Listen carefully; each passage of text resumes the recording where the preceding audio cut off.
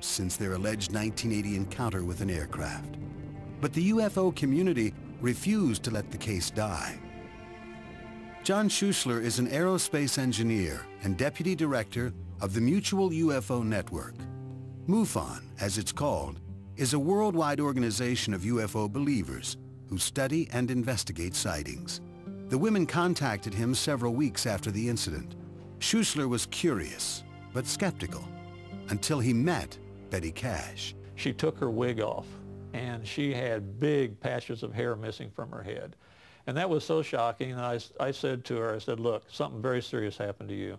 And if you're openly honest with me and give me the information I'm looking for, I'll stick with you to the very end. I said, I need to talk to the other people that were involved in this case. And so I called Vicki Landrum, and I talked to her and her grandson Colby. We asked them, why did you just go home after this incident happened? And they said, well, you've got to understand what happened. They were, what you might say, healthy Texas stock people. When something happens, they tough it out. They don't just run for help. Mrs. Landrum said, we always tough it out. I never go to the doctor. I never go to the hospital. I don't take medicine. When I'm ill, I tough it out. And so that's kind of what happened in this case. Convinced of their story, Schuessler agreed to look for answers. Then we went out to the site where this happened. They had never been back. We took them out one at a time. They each one took us right to the very place, even though they'd never been back from that night because they'd been too ill. And we walked through the scenario, and we timed it, and we understood what happened, and we looked at the roadway that was burned and the trees that were burned. And we saw the emotions in these people when they got back to the place. They just broke down, completely broke down, cried. And they were so frightened from it, they still didn't want to be there. And after that, we decided, well, we'll let them go home, and then we'll start walking the roadways. Schuessler began to canvass the area for witnesses to the incident. His investigation revealed that a Dayton police officer and his wife saw military helicopters in the sky on the night of December 29, 1980. We had other witnesses too, civilian witnesses that weren't as alert about what helicopters are, but they could describe them with two rotors on them that made them very unique. And there was no one else but the military flew twin rotor helicopters in 1980. We started asking for those kind of records from the military. We were just completely stonewalled. Just like these people didn't exist and the information didn't exist. And so that started our quest for more information and a long, long drawn-out investigation.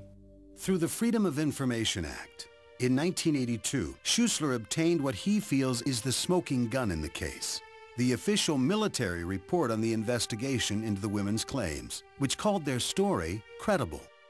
With Schuessler's aid, the two women hired a lawyer. To me, it seemed to be a truthful story. Yes, I've had people who try to, as the saying goes, strap a story on you. I don't believe they were doing that.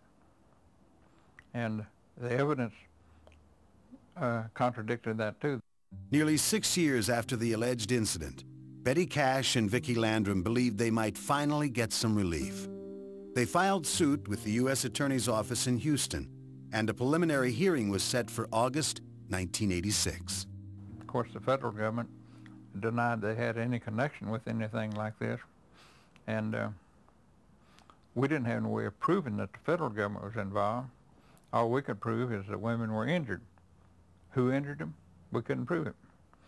And so the judge says, I'm dismissing the case. Their hopes crushed, Betty Cash and Vicki Landrum eventually left Texas to escape the painful memories of their ordeal. 18 years after the original incident, after the tabloids and local press tired of the story, another UFO investigator still searched for answers.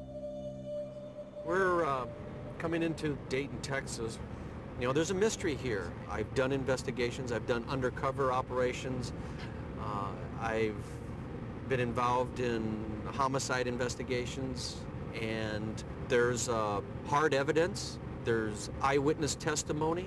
As an investigator, I believe that those answers are out there, and eventually we may be able to bring this mystery to a conclusion, show a picture of what transpired on December 29th, 1980. Ken Storch is a police officer in suburban Denver, a member of the Mutual UFO Network. and a former U.S. Air Force sergeant. During his military service, Storch says he was forced to sign a document preventing him from discussing a UFO incident. His unwilling participation in an alleged government cover-up made him sympathetic to the experiences of Betty Cash and Vicki Landrum.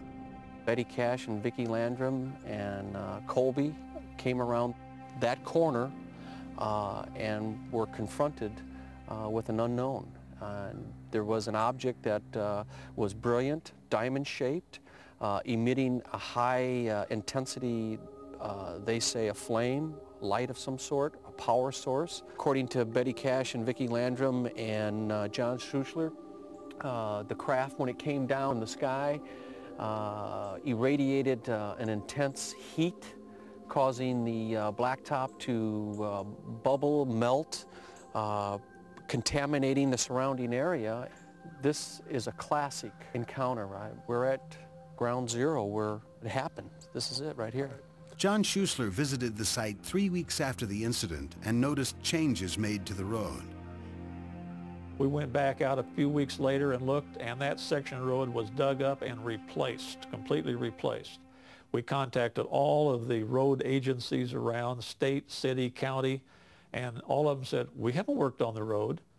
We found some witnesses that said they did see people working on the road, and the trucks that were hauling the stuff away were unmarked. 6 to 8 weeks later, the same crew came back in, tore it up again, and repaved it again, removing, in fact, digging down and removing 8 inches or 6 inches of surface in the process.